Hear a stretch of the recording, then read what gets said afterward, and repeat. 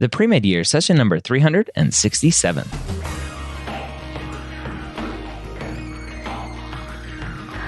Hello, and welcome to the Premed Years, where we believe that collaboration, not competition, is key to your success. I'm your host, Dr. Ryan Gray, and in this podcast, we share with you stories, encouragement, and information that you need to know to help guide you on your path to becoming a physician. And welcome to the Premed Years. My name is Dr. Ryan Gray, and I want to thank you for taking the time to be here today, a time when you could be out doing nothing, hanging out, relaxing, doing whatever. But that's the joy of podcasts. You can relax and listen to a podcast. You can drive, work out, walk your dog, and listen to the podcast. I would love the one question or the one ask that I would have for you right now is to go share this podcast. That is the number one way that podcasts find new listeners. And that's from you sharing it with your friends, with your advisors, with whoever. So please share this podcast.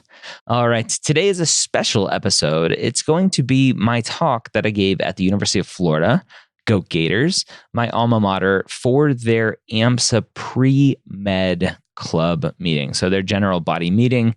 They had invited me to come speak, and usually I would do that over Skype. So if you have a pre-med club and you want me to speak at that club, usually I do those over Skype. But because it was University of Florida and because the Gators were in town the weekend before, I got to go to a football game. I got to speak at my alma mater. I got to be back on campus. It was a blast. So you are going to hear that recording right now.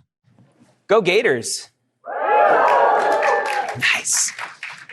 It's amazing being back on campus after a long time. So I went to the Vandy game this weekend. Who went to the game? You're like, I don't have time. I had to study. I'm going to come up on stage. Is that all right?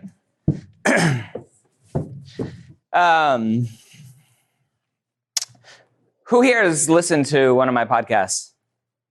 That's sad. It hurts my feelings.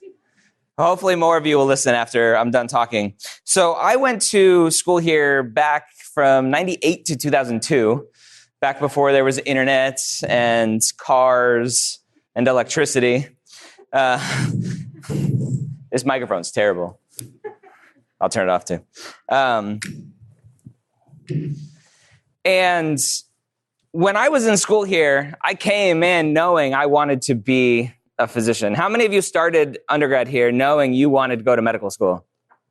A lot of you. Awesome.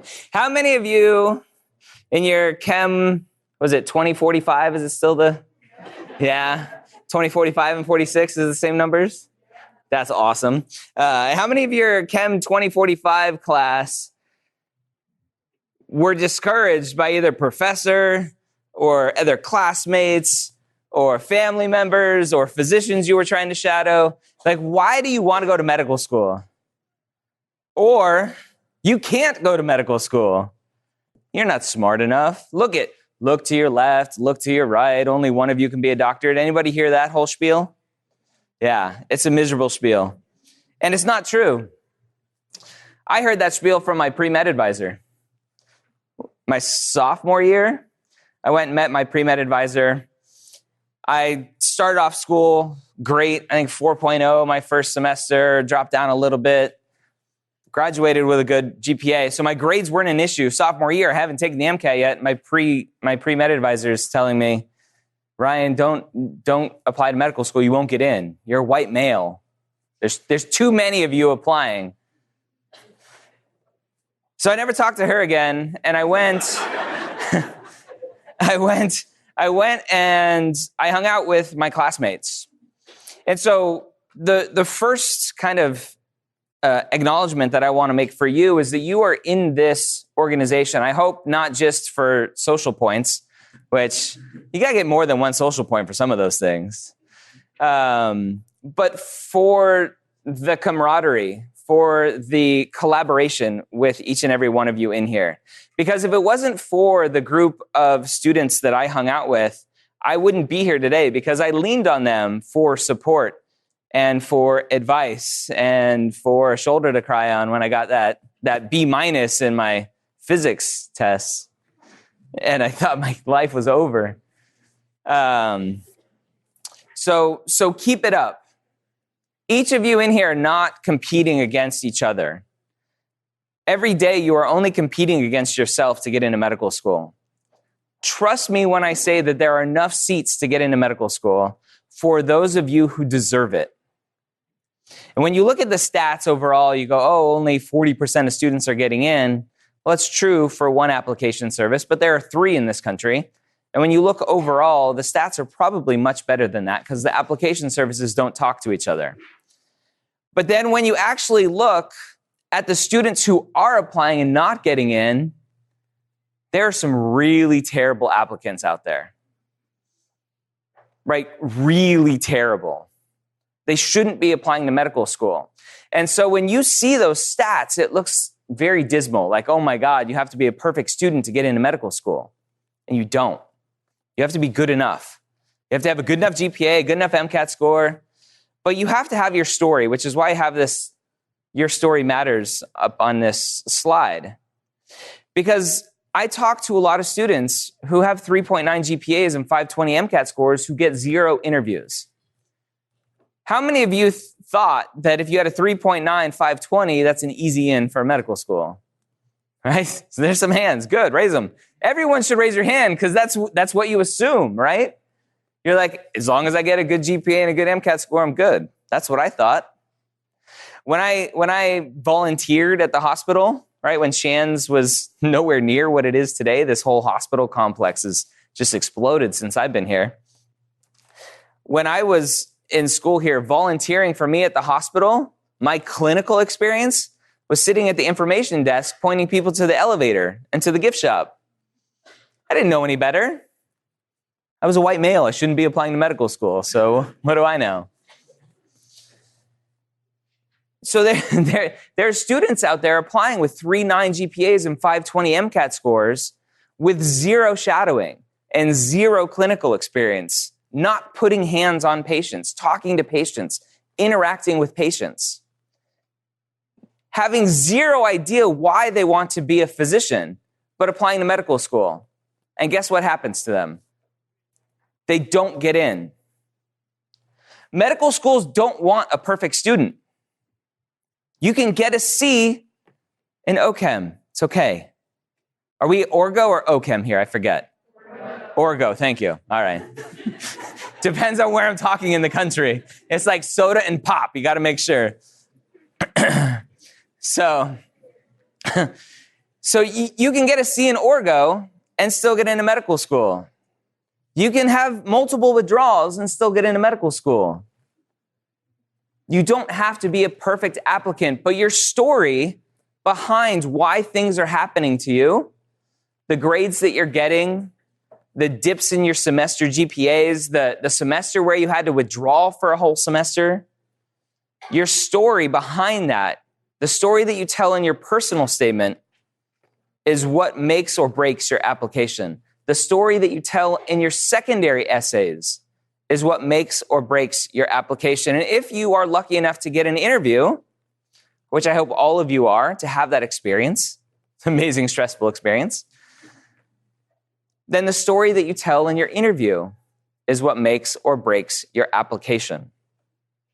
So what I hope you take away from just me being here tonight and allowing me to come back to campus and go to a football game again and take my family. I was here with my wife who lets me watch the Gator game every Saturday, thankfully. I live in the Denver area, Boulder, and we have an amazing alumni club there. And we get together on Saturdays for football games with like 300 or 400 people, and it's awesome. And I brought my 5-year-old and my 15-month-old to watch the Gator game. But what I hope you take away from this is that if you want to go to medical school, then you can. There may be some of you in here who are going to go and have to do a post-bac. After you graduate here, you're going to have to take some more classes to prove to yourself and to prove to medical schools that you are academically qualified to finish medical school. That's what medical schools want to make sure, right? First and foremost, that you're academically capable of finishing medical school. Guess what? Medical school is hard. I failed my first med school exam. My wife says I was in tears. I don't think I was. I don't cry. Medical school is hard.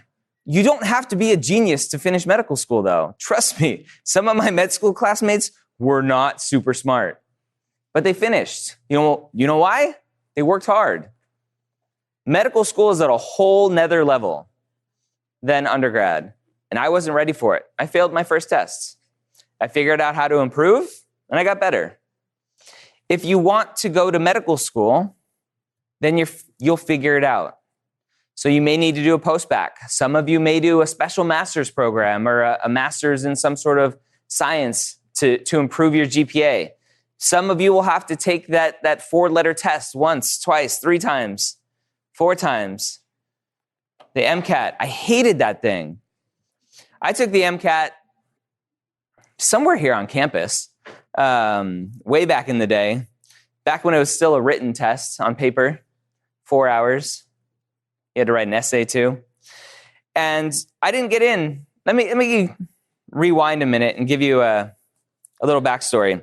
So I came here, 98, 2002, exercise physiology, exercise and sports science. Any exercise sports science in the house? Nobody? 1, 2. It's the best major on campus. Best pre-med major on campus. Wanted to be an orthopedic surgeon. Told you my whole spiel with the pre-med advisor. So I applied to medical school my first time around with my clinical experience being hanging out at the information desk.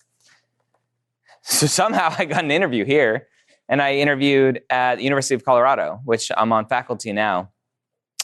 Didn't get in at either place, and come to find out, I was lacking in some things in my application.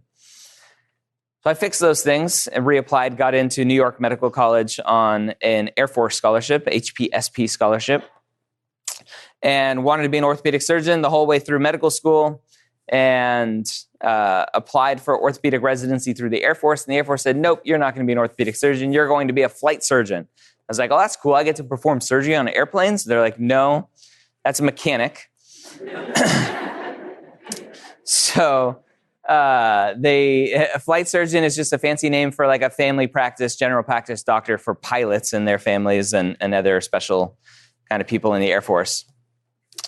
And so I was a flight surgeon for 5 years in the military, and I had started what is now kind of medical school headquarters of my podcast and stuff in 2012, just as a hobby, as just something to do on the side. And some health issues got me out of the military, and I decided to leave medicine, stop practicing, and go full-time into being a podcaster. So that's kind of my story in a nutshell. But in this process, I've talked to dozens of deans of medical school admissions and admissions committee members and students who have stumbled, gotten kicked out of medical or kicked out of undergrad, who have gotten DUIs, who have been arrested for various reasons. And all of them have fought their way back to get into medical school. And so at the end of the day, if you failed your test last week, if you're going to fail a test next week, if you're going to fail a semester, you're going to have to drop out a semester. Understand that if this is what you want to do, then figure out a way to do it. Because at the end of the day, everything that you will go through will help you be a better physician. It'll be part of your story when you're applying to medical school. I was in Toronto in June at a med school admissions summit. How many of you have taken the Casper? Anybody taken the Casper yet? A few of you. Everyone who applied is like, I'm not going to pre-med AMSA meetings anymore. So Casper is a test that you take online when you apply. And it's a test that is super weird. And as long as you're not a psychopath, you'll be fine. So a few of you are kind of, uh-oh. I won't point it out. You know who you are. So they put on a conference for medical school admissions committee members and deans of admissions. And I was talking to a bunch of them, and they care about your story. They don't want the 4.0, 520 MCAT student. especially if you've never had any adversity. If you have zero adversity in your life, it kind of sucks because it's like, well, should I go and get some adversity? Like, should I go get hit by a car and say, hey, look at my comeback? And go steal a car and say, I was arrested. Look what I've learned. Don't do that. They want to see that you've been able to overcome whatever challenges you have had. And everyone usually has challenges they've overcome, some big, some small. And what you have done with what you have been given in life is important. And that's your story. And so when you are thinking about applying to medical school, think about your story, not from a look at my GPA, look at my MCAT score, look at how many social points I have from my AMSA club. Go get them. I like that dabbing gingerbread man. That's pretty cool. Should make that a shirt. Think about your story not just from the stats. Think about your story from when you first realized that healthcare was something that you were interested in. How many people are here because they like science and want to help people? Everyone, right? Guess what? I'm sorry to say that's not a reason to be a physician. That's kind of the foundational, kind of the base layer. You got Maslow's hierarchy of needs. I got to invent some sort of pyramid. Like helping people and liking science is the base. But you have to build on that. And you build on that through experiences, through shadowing, through clinical experiences, through the ups and downs of your life. And you figure out your story. Because when it comes time to applying to medical school, unfortunately, everyone looks the same. Right? You've all had clinical experience. You've all hopefully done shadowing, hopefully had clinical experience. You're all in here, parts of different clubs. You all have good enough grades, good enough MCAT scores, hopefully. What stands apart, what helps you stand apart, is the way that you are able to tell your story. What was it about that experience with Mrs. Smith when you were volunteering, right? Changing her sheets or emptying her bedpan or whatever you were doing with that patient. What was it about that experience? I want you to start thinking about that now. Not just checking the box going, okay, I hung out with Mrs. Smith, now I can go watch the Gators play. Right? It was, okay, I hung out with Mrs. Smith. What was it about this experience that really confirmed or reconfirmed or solidified in my mind, bless you, that this is what I want? What was it about this experience that confirmed that this is why I want to be a physician? The better that you can, or the more that you can tell that story, the better your application will be. And if you have hiccups along the way, meaning you've had to withdraw a semester for whatever reason, you have a couple Fs in a semester for whatever reason, tell that story too, because it matters. If you've messed up, luckily it wasn't on my transcript, but I got caught cheating in chemistry lab. As one of the, I don't think I can take my medical license back now. One of the, I'm sure some of you have done this too. Don't judge me. Right? You go with your lab book and you have to run some experiments. It's like, oh, what color do you get from this super magic compound? And so I knew what the answers were because my friends took the class already or took the lab already. So I knew what colors I was supposed to get. It's not really cheating because I still had to do it all myself.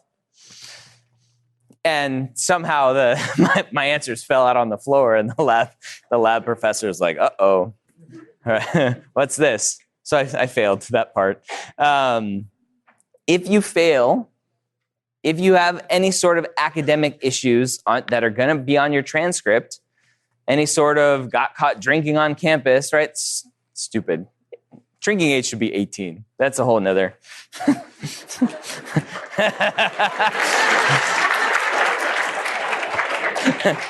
I'm done.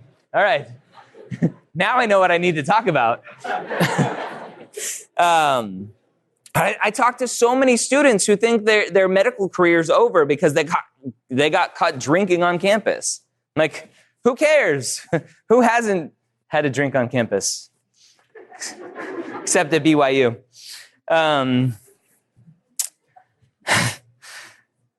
If you have those sorts of issues on your application, own up to it. I was at a conference talking to a dean of admissions of a medical school and a pre-health advisor, and the advisor had a student that was applying to that dean of admissions medical school. And they were talking about that student, and I was kind of a third wheel just in the conversation. And the student had an academic issue that he wouldn't own up to. And it was his, I think, second time applying to medical school, and he still wouldn't own up to this issue. And so if you have a mistake, own up to it. I had a student reach out to me saying, Dr. Gray, what do I do? I was caught cheating on a test, and this is what happened, and blah, blah, blah. And the student sent me what he wrote on his like academic issue, whatever it's called, on the application. And he wrote, I was falsely accused of cheating. And I was like, oh, dude, like that, you got to own up to it. If you got kicked out of school because you were cheating, I don't think that's falsely accused. So you have to own up to your mistakes. So no matter what happens, again, if you take only one thing away, besides you can drink at 18, well, you can't drink at 18, but you should be able to drink at 18. If you can take one thing away, it's that no matter what happens in this journey, go for it. Fix your mistakes. Continue on. And don't give up. When I got my rejections from the University of Florida, University of Colorado, when I applied, it feels like I'm being told, Ryan, you can't be a doctor. What is really being said to me is that, Ryan, not right now. They liked me well enough to invite me for an interview. So that was a win. But there were some things I needed to fix. So I fixed them and reapplied. So if at any part of your journey, whether it's asking for shadowing, asking for a job, applying to medical school, further on down the road for residencies and jobs, when you get those no's and those rejections, it's not a no, it's a not right now.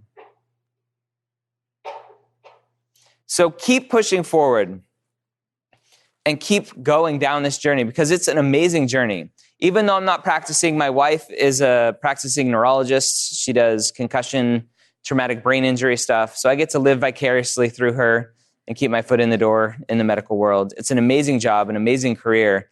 Even though physicians are telling you, don't do it, it's not worth it, trust me, it is. So I hope you enjoy this path. It's a long path, and I hope you do enjoy it. Don't look at getting into medical school, getting into residency as the end goal. You have to enjoy every day or else it gets really, really miserable. And I've been there down in the dumps wondering when's it going to end. And you look up and you go, oh crap, I got a lot more to go. It's never ending. So I hope, how much time do we have? 5 minutes? Can we do some Q&A? I would love to do some Q&A. I hope I have some new podcast listeners. Pre-med years, go listen. Let's do some Q&A. Yes. Tips for med school interviews. I have a whole book on it. So the biggest tip that I want to give you, the biggest mistake, I'll flip it. The biggest mistake that students make is that they think their job at the medical school interview is to show how awesome they are. Students go in with an agenda of, I need to prove how empathetic and compassionate I am, how dedicated I am, how hardworking I am. Right? So let's kind of flip it and reverse it. If I'm sitting there listening to you, going, oh man, she is so hardworking and dedicated because she just told me that. Hold on, time out. Sally, we finally found a dedicated and hardworking one, right? Offer her an acceptance right now, right? That's not your job in the interview. Your job in the interview is to go and have a conversation, not to prove yourself, not to sell yourself. The admissions committee members, the interviewers don't want to be sold to. They want to have a conversation. The biggest feedback that I get from the deans of admissions from their interviewers is that they'll walk out of a room and not know who the student is. Just that the student thought they had to prove something. So go in, treat it like what I call a coffee shop conversation, right? If you're going in to have a coffee shop conversation with a friend, a classmate, a colleague, whatever, you're not going to go in going, okay, I need to make sure they really know that I really worked hard today and that I'm super helpful and I'm super dedicated, super motivated, right? You just go and you have a conversation, you talk, you answer questions. And usually when I tell students that they don't have to sell themselves, that they just go in and have a conversation, usually what I see in people's faces is relief. They're like, oh, that's it? I can do that. So that's what I would say is my biggest tip. Just go in and have a conversation. What else? Yeah, way back there. Yeah. So for me, it was mostly around my activities. So my clinical experience in shadowing, I basically had none. Clinical experience and shadowing are huge. You need to get them. They're hard to get, especially at a big academic institution like this, right? You have lots of pre-med students, pre-PA students, nursing students, all trying to get into the hospital and do things. Guess what? Gainesville's big. It's much bigger than this small campus. So call some private practices, call those physicians out in the community and see if you can shadow, potentially be a volunteer medical assistant, and get experiences in that way. My MCAT score was pretty weak. Converted to today's scores, it was probably a 501, 502. My GPA was strong, 3.7 something. So it was really just the activities that hurt me. What else? Yes? So mental health is still pretty stigmatized. So how would you say that medical schools look at that? Like say in your personal statement. So I'll give you my answer and then I'll give you another answer. So my answer is one where I say tread lightly. Unfortunately, it is very stigmatized. And again, going back to kind of medical schools want to make sure that you're academically competent to finish medical school. They want to make sure that from a health perspective, whether it's physical or mental health, you're going to be capable of finishing medical school in 4 years, what they want. And so if you have some sort of academic issues where you had to withdraw a semester or withdraw a year, and you talk about, I'll just throw it out there, you'd be like, hey, I have bipolar and this is why I want to be a doctor. I have bipolar and this is why I missed a year, right? They're going to go, uh-oh, right? Is she going to be able to finish medical school in 4 years? Medical school, if I haven't said it already, which I know I did, but I'll say it again, is hard. And so in my mind, you don't want to give them any ammo to say no. With that said, you have to tell your story. And if your story involves being bipolar, right? I'll just stick with being bipolar. If your story is revolves around being bipolar and that is why you want to be a physician, then you can't avoid that in telling your story because the goal of your personal statement is to talk about why you want to be a physician. Maybe there's a little loophole where, hey, mom has bipolar too, and I can just talk about mom and avoid talking about me. But at the end of the day, the question comes down to who you are as a person and what you want to talk about.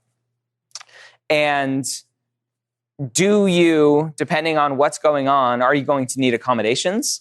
And do you want to potentially screen out schools that are going to reject you based on that? And you know because of that they're not going to be very friendly if you do have issues during medical school. And so if you are open and honest about it to begin with, knowing that you may get more rejections because of it, but if you do get some interviews and acceptances, you know they already accept you for who you are. and you're not trying to hide it and then go, surprise, afterwards. Does that make sense? Yes? You said that if we ever made a mistake that we have to own up to, we actually have to prove that we've learned from it as well. Define prove. Prove, as in like, you guys lie, but you're like, wait for the next 5 years. Yeah. So, the question for if you didn't hear, if you have a mistake, you made a mistake, DUI, how do you prove you've learned from it? And maybe it's being involved in some sort of anti-drunk driving campaign, right? Going and talking to middle schools and high schools about your experiences. That can be part of it, right? It's kind of hard to go, hey, here's my breathalyzer results for the last 5 years, right? It's kind of hard to do, but you prove it by not doing it again. And trust me, I've seen a lot of applications where students are like, the first time I got a DUI, I'm like, oh, all right. It's hard to learn from a mistake when you keep making it. So it's depending on what it is, it's hard to prove that you've learned from it other than you didn't make that mistake again, if that makes sense. Yeah. So how important is paid employment opportunities? I'm glad you asked. So this comes up all the time. Paid versus volunteer doesn't matter. Go get your experiences. And if that makes the difference between going to some community physician and saying, hey, let me just work for free as a medical assistant, just shadow your medical assistant, teach me how to take blood pressures and check people in, like go do that. Paid versus volunteer makes zero difference. There are some schools that really like volunteer hours, and that's not clinical. That's like going and volunteering at Habitat or the soup kitchen or whatever, right? UCF is really big on volunteer hours outside of clinical related stuff. One more? You tell me when to stop. I can go all night. Okay. Yeah, way back there. What are your thoughts on gap year? So gap years. Glad you asked that. Gap years, who knows what a gap year is? Who doesn't know? All right. So a few people. So the question I'm assuming you're asking is because you're asking, will a gap year help me with my application? Yes? It's usually whether or not, like, I'm trying to figure out, like, is the reason behind taking a gap year, like, if you need a break or something like that, strong enough to take one? Yeah. Are there other reasons that, like, say you didn't get into medical school your first round, is it okay to take a gap year? Like, I guess it's mainly behind the reasoning. Is that like the big... Yeah, so it's behind the reasoning. And I don't want the reason to be, it will help me with my application, right? It's what medical schools want to see because the data shows that like 60% of students are taking gap years now or some crazy number. Don't quote me on that. But they're becoming more and more popular. And it's mostly because students think that they need to take a gap year to get into medical school, which just isn't true. You need to take a gap year if you need to take a gap year. If you want to take a gap year because you want to go travel, you need a break, then go do that. But it may look to the medical schools like you took, bless you. Thought a mouse ran in here. It looks to medical schools like you're burnt out. And are you going to get burnt out again in medical school? If what a lot of students are doing now is because they don't want to take the MCAT while they're taking classes, is they'll defer taking the MCAT during the normal kind of time frame, junior, senior year, and they'll just take it after they graduate and just purposefully take a gap year to solely focus on the MCAT and work and get other experiences. That's okay. Just don't do it because you think it's going to help you get into medical school. But there are 1,000,001 reasons to do it. All of them are okay reasons except for what I just mentioned. The one caveat I will put on it is don't do a gap year and just go backpack through Europe. All right, keep a foot in the door in medicine with shadowing and clinical experience. The consistency of those things is really important. It's not, okay, I had 80 hours of shadowing my sophomore year from some program I did. I'm good with shadowing, don't have to do it anymore, right? You have to be consistent with those things. That doesn't mean 20 hours a week. It can mean 5 hours a month. So if you want to take a gap year and go volunteer at the zoo, that's fine. Just keep some consistency in other places. Yes? One of your things is like collaboration over competition. Yes. Do you have any like practical advice on how to do that in medical school or in undergrad? Yeah, so collaboration, not competition, is one of the things I promote in my podcast. And I kind of mentioned it at the beginning, right? The whole look to your left, look to your right, only one of you can be a doctor is a bunch of BS. And really, I think at the core of it, it's hard because the pre-med world is very cutthroat. And I understand that. But if you can start forming groups here, obviously this is one big group, but if you can start forming some groups around other people, like have some secret, I'm a collaborator, like handshake, and know that you are meeting up with other students who aren't going to try to cut you down, then that will help. Medical school is much more collaborative, right? Everyone in medical school is there. They're happy. A lot of medical schools are going pass-fail. They're not ranking their students anymore. You'll learn all about that stuff a little bit later. And so medical school is getting a little bit less cutthroat, which is good as well. But here it's just understanding that the person sitting next to you is not your competition, and really owning that and understanding that, and not just going, oh, Dr. Gray doesn't know what the heck he's talking about. He's old. One more. We'll do one more. Yes. What do you think about studying abroad? Study abroad.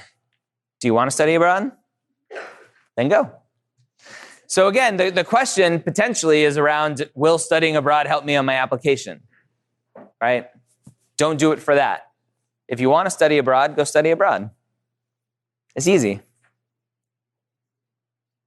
Right? I make things a lot easier than students make them out to be.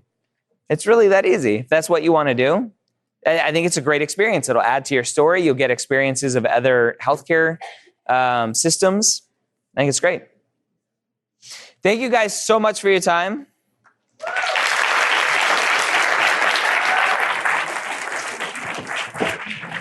Before I stop, I gotta get a picture for the gram.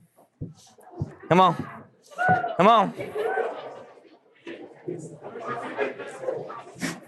P.S. I hate saying for the gram, but it's what the kids are saying these days. All right, here, take a video. Say hi. Woo! Go Gators!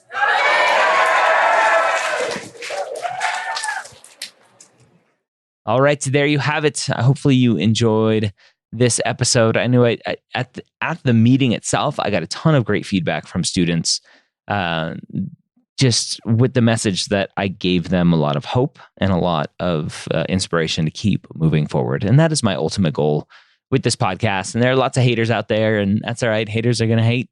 And but you keep pushing forward, and hopefully I will get a message from you, like I do from many students all the time, saying that they got into medical school with stats that people told them they weren't going to get in. So keep pushing forward, keep dreaming, keep succeeding. I'll see you next time here on the Pre-Med Years.